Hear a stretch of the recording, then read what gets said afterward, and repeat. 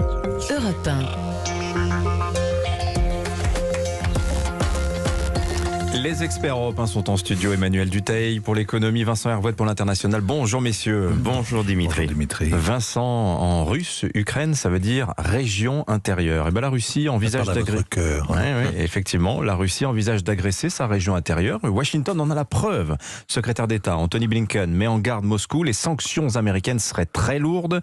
Des deux côtés de la frontière entre la Russie et l'Ukraine, on masse des troupes. Est-ce qu'on va vers la guerre? Mais on est déjà depuis 8 ans bientôt dans la guerre. La sale petite guerre à basse intensité, à rebondissement obscur, la guerre de l'intox et de la provoque, elle n'a jamais cessé depuis 2014.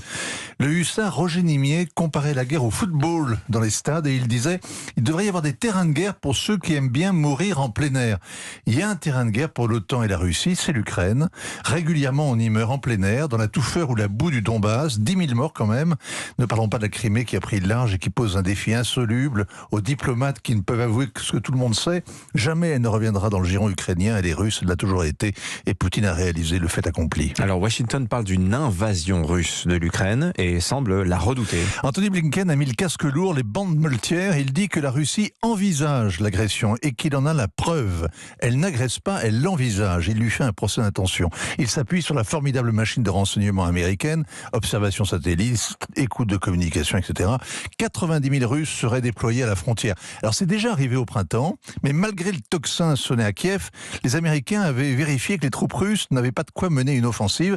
Cette fois, la menace est plus crédible. Anthony Blinken dénonce des manœuvres pour déstabiliser l'Ukraine et du matériel militaire pour des opérations à grande échelle. Poutine avait fait semblant au printemps, mais à l'automne, il hausse le ton. Il veut qu'on l'écoute. Alors, précisément, qu'est-ce que les Russes ont à dire, Vincent? Eh bien, la même chose, toi-même, que les Ukrainiens ont massé 125 000 hommes à leur porte avec des armes lourdes, que l'OTAN transforme l'Ukraine en bunker anti-russe, et Sergei Lavrov répond à son homologue Blinken qu'il est culotté de vouloir dicter à l'armée russe ce qu'elle a le droit de faire sur son propre territoire. La posture habituelle, donc, la surenchère. Sur le fond, les Russes reprochent aux Ukrainiens d'avoir renié l'accord qu'ils ont signé quand ils étaient aux abois. Ils prévoyaient l'autonomie des régions de Lugansk et de Donetsk et l'amnistie de tous ceux impliqués dans les combats. On pense aux mercenaires russes. Seulement, entre-temps, le président Poroshenko est passé à la trappe. Son successeur, Volodymyr Zelensky, a moins de métier, mais beaucoup plus d'armement.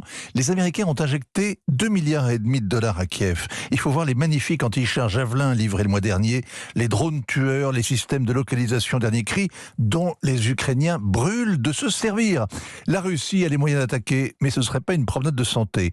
Vladimir Poutine a dit hier qu'il fallait raccommoder le lien avec Kiev pour que personne ne se sente menacé. Il réclame des négociations de fond, des accords concrets, avec des garanties juridiques empêchant l'élargissement de l'OTAN et le déploiement de systèmes d'armement à sa frontière. C'est le défi lancé à l'administration Biden.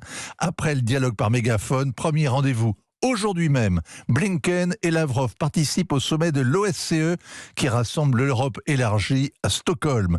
La Suède, un terrain de paix pour ceux qui aiment bien négocier en plein air. La signature Vincent Hervouet, il est 7h16.